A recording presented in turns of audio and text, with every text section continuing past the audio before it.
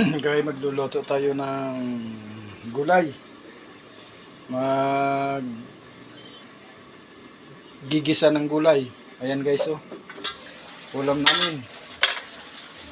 Oh.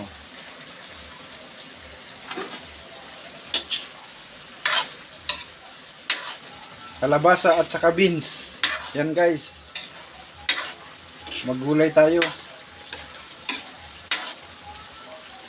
Para masarap. Yan ang ulam namin guys, hapunan.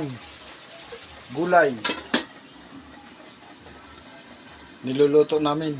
Niluluto ko gulay. Para hapunan ngayon. Tipid-tipid tayo guys. At marami tayong pinagkagastusan at mahirap ngayon, gawat. Mahal ang bilihin. Kaya ganyan. Tipid-tipid. Pag gulay, hingi ka lang doon ng gulay sa bundok. Tapos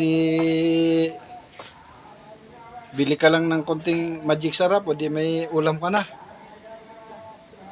Kaya tipid-tipid muna. Malapit na maluto yung niluluto ko guys. At kakain na rin kami. Ayan guys, oh. Wow. Umuusok pa. Oh. Tikman natin yung beans kung malambot na.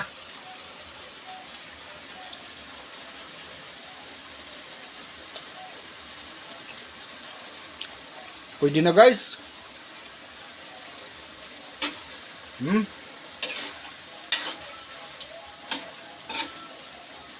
Pwede na. Luto na.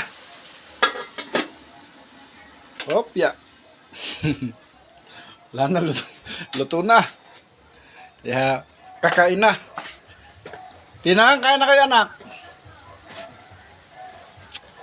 Kain na anak.